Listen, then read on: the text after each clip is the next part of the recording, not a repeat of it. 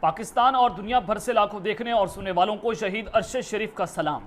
नदरकाम इस वक्त सियासी मैदानों में गंदा और मकरू खेल जारी है, जिसमें पाकिस्तान की इस्टेब्लिशमेंट जो है वो हुकूमत का बढ़ चढ़ कर साथ दे रही है और बात अब खवातीन तक जा पहुंची है। खवातीन तक की ऑडियोज लीक की जा रही हैं। अगर मर्दों के हाथ से गेम निकल चुकी है तो समझ लीजिएगा कि हिजड़े जो हैं वो इमरान खान के मद्दे मुकाबले हैं और ये इतने मर्द नहीं हैं कि इमरान खान का मुकाबला कर सकें। तो इमरान खान को निकालने के लिए सारी की सारा और पूरे का पूरा निज़ाम जो है वो इस वक्त एक शख्स के खिलाफ खड़ा हुआ है, चाहे उसमें इस्टेब्लिशमेंट हो, 13 पार्टियों का इत्तेहाद हो, और इमरान खान का असल मुकाबला ही पाकिस्तान की इस्टेब्लिशमेंट के साथ है। मैं कुछ बड़ी खबरें लेकर आपकी खिदमत में हाजिर हुआ हूँ। सबसे पहली खबर पर आज जो हमने बात करनी है कि इमरान खान को कत्ल करने के प्लान्स तो आपके सामने हैं। मिनिस्ट्री ऑफ डिफेंस की रिपोर्ट्स मैंने आपके सामने रखी। अब जनाब एक सीनियर सहाफ़ी हैं एंकर इमरान खान रियाज, अपने गौर करने की इमरान खान साबिक वज़ीर-ए-आज़म की बात नहीं हो रही बल्कि इमरान खान रियाज साहब जो कि सीनियर सहाफ़ी हैं उनकी बात हो रही है कि उनको कत्ल करने के ऑर्डर्स बाकायदा तौर पर जारी हो चुकी हैं। ये इस वक्त बड़ा अहम हो चुका है कि तहलका खेज लर्जा खेज इनकशाफात सामने आए हैं जिसने आग लगा कर रखती है।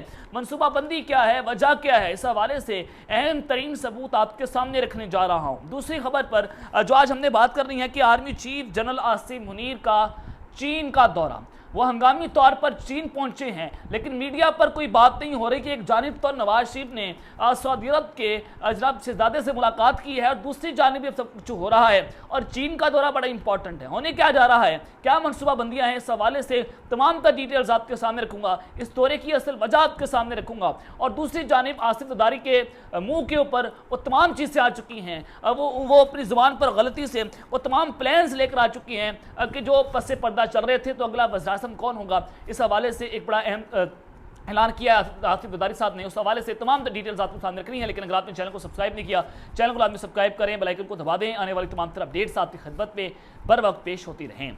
नदर काम अब जो मामला है वो तो पाकिस्तान की सियासत जो है वो आखिरी ओवर्स में जा रही है। 27 अप्रैल की तारीख बहुत अहम है कि एक जानिब पाकिस्तान जो है उसके मुस्तकबिल का फैसला होने जा रहा है। तो राना सनाउल्लाह ने वहाँ पर जो बड़ी इंपॉर्टेंट बात की है, उन्होंने कहा कि 16 अगस्त को असम्बलियों की मुद्दत पूरी होने पर निगरां हुकूमत कायम हो जाएगी और इलेक्शन इसी साल साफ शफाफ होंगे।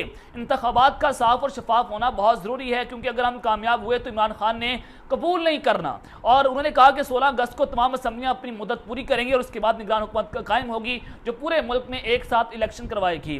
फैसलाबाद के इलाके कमालपुर में एक इज्तिमा से खिताब करते हुए उन्होंने कहा कि इसी साल जो है वही इलेक्शन होंगे और धांधली जो है हम उसको नहीं होने देंगे। और इमरान खान इक़्तिदार में कहता था कि मैं अपोजिशन के साथ बात नहीं करूँगा, अब कहता कि मैं हुकूमत के साथ बात नहीं करूँगा। और जनाब इमरान खान साहब कहीं ये बात नहीं कर रहे कि मैं किसी के साथ कोई बात नहीं करूँगा। खान साहब एक बात करते हैं कि मैं करप्शन के ऊपर बात नहीं करूँगा, मैं साहब इनके साथ इनके ट्रैप में नहीं आऊँगा, मैं सिर्फ असूलों के ऊपर बात करूँगा, कानून साजी के ऊपर बात करूँगा, मैं इनके एनआरओ के ऊपर कोई बात नहीं करूँगा। हुकूमत के अंदर रहकर भी उनका यही मौक़िफ़ था, हुकूमत से बाहर निकले फिर भी उनका यही मौक़िफ़ है कि वो डील नहीं करेंगे बल्कि इलेक्शंस के ऊपर बात करेंगे, इलेक्टोरल रिफॉर्म्स के ऊपर बात करेंगे।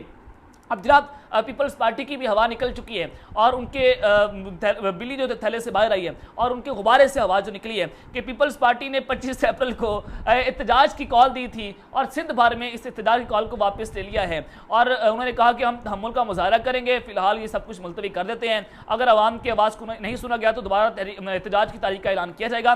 पाकिस्तान अलग अलग इंतखाबात का मुतहम्मिल नहीं हो सकता।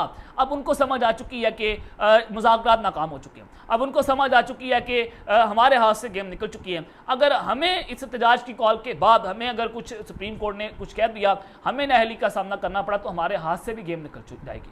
लेकिन जनाब अब एक और गेम डाली गई है हुकूमत की तरफ से, वो भी बड़ी अहम है। तो जनाब इमरान खान साहब जो हैं उनको कत्ल करने के हवाले से जो आज खान साहब ने पहली बार बड़ा इंकशाफ किया है, जो बड़ा नाम उन्होंने अपने मुँह पर लेकर आए हैं। इमरान खान साहब पर एक पातराना हमला हुआ, उसमें खान साहब ने 3 नाम लिए थे, एक फौजी अफसर का नाम था, राना सनाउल्लाह का नाम था और शहबाज शरीफ का नाम था। खान साहब ने कहा कि इन्होंने मेरे ऊपर कातलाना हमला करवाया है और जब इमरान खान वज़ीराबाद पर उन पर हमला होता है तो उस वक्त पाकिस्तान के army chief general retired Qamar Javed Bajwa थे।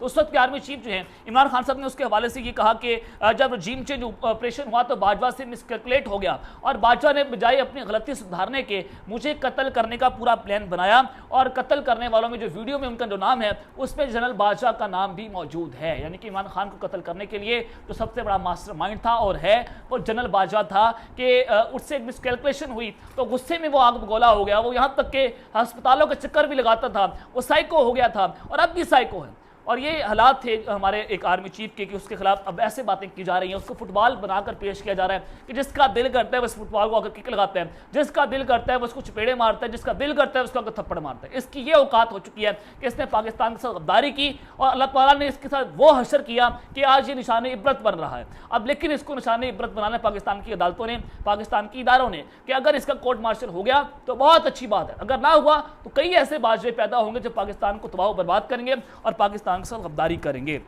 लेकिन जनाब उस सारी सूरत हाल में शहबाज शरीफ साहब जो है उन्होंने इत्तेमाद का वोट लेने का फैसला कर लिया है। कल काबीना का हंगामी इजलास भी तलब किया गया है जिसमें यह फैसला होगा कि शहबाज शरीफ जो है वो इत्तेमाद का वोट लेंगे। लेकिन मरियम औरंगजेब ने इसकी तरदीद कर दी। लेकिन there is something wrong behind the bottom, क्योंकि जियो न्यूज़ ये खबर दे रहा है, वकार सब्ती ये खबर दे रहा है, तो ये खबर जो है उसमें कोई ना कोई खेल तो है। इस्लामाबाद में कुछ ना कुछ तो चल रहा है, रावलपिंडी और इस्लामाबाद के सफ़ों में हलचल तो है, लेकिन जनाब ये खेल बड़ा ख़राब है, ये खेल बड़ा खूनी है। और इस खूनी खेल से होगा क्या कि जनाब इत्तेमाद का वोट लेने पर इस्टेब्लिशमेंट ने खुसूसी चार्टर्ड त्यारे जो है वो खड़े कर दिए हैं, पैसों की तिजोरियां अरबों करोड़ों रुपए जो है वो भरती गई हैं और उसके बाद एमएनएस को जो है दोबारा से रिश्वत दी जाएगी और बाजार गर्म हो जाएंगे और तमाम जो है वो एक ही हमाम में नहाएंगे। और फिर जो इत्तेमाद के वोट लेने का मामला है उनके इजलास से पाकिस्तान जो है अवाम के करोड़ों अरबों रुपए खर्च होने जा रहे हैं एक इजलास के ऊपर।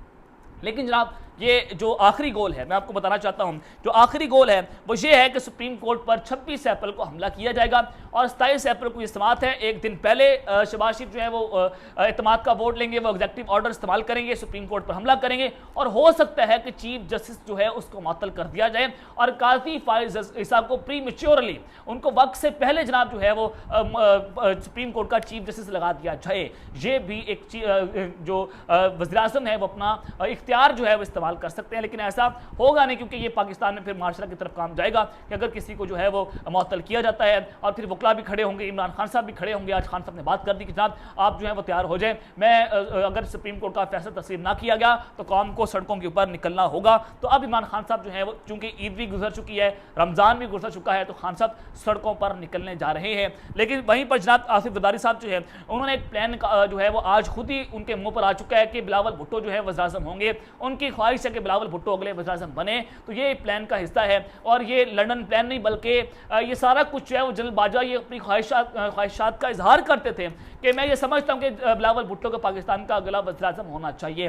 और अगर आप देखेंगे इस्टेब्लिशमेंट के अगर किसी पार्टी के साथ अगर कोई वर्किंग रिलेशनशिप अच्छे हैं तो वो पाकिस्तान पीपल्स पार्टी है, और अगर कोई इस वक्त इस्टेब्लिशमेंट के ऊपर वार नहीं कर रहा तो वो पीपल्स पार्टी की जमात है, वो आसिफ जरदारी है।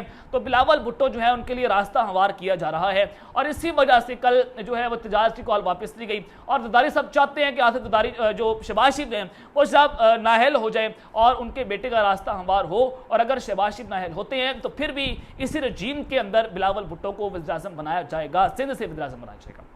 इससे पहले आसिफ जरदारी जो हैं वो पहले भी बात कर चुके हैं और आज भी उन्होंने ये बयान दिया है कि अगले वज़ीर-ए-आज़म जो हैं वो बिलावल भुट्टो जरदारी होंगे। तो इनका ये प्लान है और इसी प्लान के ऊपर काम हो रहा है और इसी वजह से इमरान खान को ठिकाने लगाने की कोशिशें हो रही हैं। अगर आप देखें मिनिस्ट्री ऑफ डिफेंस की रिपोर्ट्स और जो एजेंसीज की रिपोर्ट है उसमें बताया गया कि इमरान खान को टेररिस्ट यानी कि TTP जो है वो जनाब कत्ल कर सकते हैं और ख्वाजा आसिफ का नाम है, राना सनाउल्लाह का नाम है। इन 3 लोगों को दहशतगर्द जो है वो निशाना बना सकते हैं। इन 3 लोगों को क्यों पीपल्स पार्टी का कोई नाम सामने नहीं आ रहा। अगर किसी की ऑडियो लीक्स नहीं हुई वो पीपल्स पार्टी की जमात है, अगर किसी को कोई मारने की कोशिश नहीं हो रही है तो पीपल्स पार्टी की जमात है। नून लीग और PTI ही को क्यों जनाब रास्ते से हटाने की कोशिश हो रही है। मैं यहाँ पर बड़ी मुनसिफाना बात कर रहा हूँ, मैं जनाब नून लीग के हक में बात नहीं कर रहा, लेकिन मैं मुनसिफाना तौर पर यह बात कर रहा हूँ कि अगर नून लीग की ऑडियो लीक हो सकती है, PTI की ऑडियो लीक हो सकती है, एजेंसीज जो है पीपल्स पार्टी की ऑडियो लीक क्यों नहीं कर सकती। तो ये बड़ा अहम सवाल था। तो आर्मी चीफ जो है वो जनाब चीन के दौरे पर रवाना हुए हैं। दौरा है कि एक जानिब तो नवाज शरीफ साहब जो हैं वो जनाब मोहम्मद बिन सलमान से अहम मुलाकात कर रहे हैं और उसी दौरान मोहम्मद बिन सलमान ने मुबैना तौर पर पाकिस्तान में बैठी एक अहम शख्सियत से टेलीफोनिक रब्ता किया।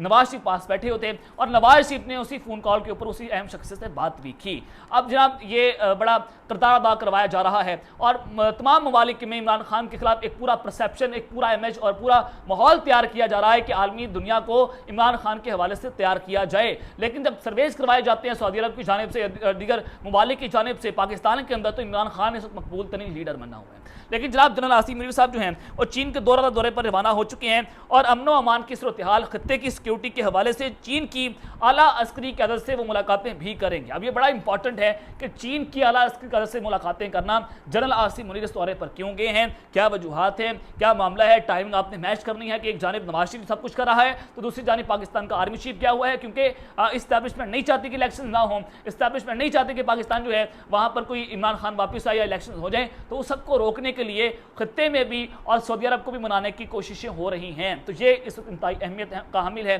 ये इस वक्त दौरा जो है वो सबकी नजरें लगी हुई हैं कि चाइना क्या फैसला करता है। तो इमरान खान जो है उनके हवाले से एंटी चाइना भी ये परसेप्शन क्रिएट करने की कोशिशें की जा रही हैं। मैं आपको इसके हवाले से बड़ी खबर दे रहा था।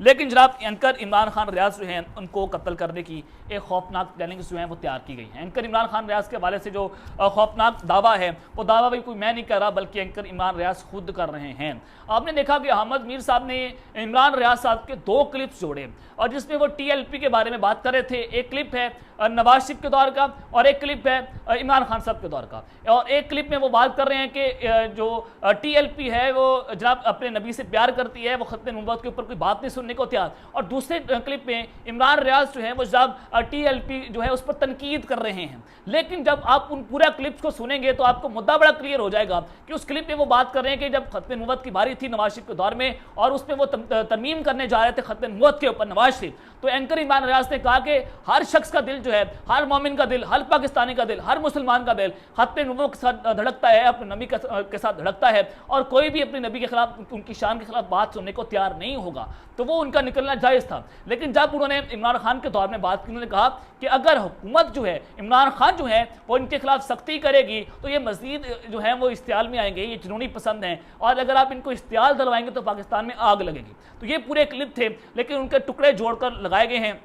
अहमद मीर साहब ने सारा कुछ किया था और उनको थ्रेट आए थे उसके हवाले से। तो ये काम जो है अब दोबारा इकरारुल हसन साहब ने किया, बड़े भाई हैं और हमारे बड़ा अच्छा ताल्लुक भी है। लेकिन जनाब इकरारुल हसन साहब जो हैं वो जनाब उन्होंने दौरा जो ये क्लिप लगाया, लेकिन समझ से बाहर है कि एक शख्स को जनाब कत्ल करने का सामान पैदा किया जा रहा है। तो एंकर इमरान रियाज ने इस हवाले से एक ट्वीट भी किया। उन्होंने कहा कि एक बार फिर से मजहबी जुनूनियों को मेरे पीछे लगा दिया गया है और उनका बंदोबस्त भी किया जा रहा है। मैं इतने आराम से इनका पीछा नहीं छोड़ूंगा, मारा भी गया तो पीछा करूंगा। ये इमरान रियाज साहब ने ट्वीट किया कि मुझे कत्ल करने की कोशिशें हो रही हैं। अब इसके पीछे बेसिकली हो कौन सकता है? पाकिस्तान की इस्टेब्लिशमेंट, क्योंकि वो एक बहुत बड़ी आवाज़ है। वो इस्टेब्लिशमेंट ने उनको मारा, उनको पीटा, 2 बार 3 बार उनको गिरफ्तार किया गया।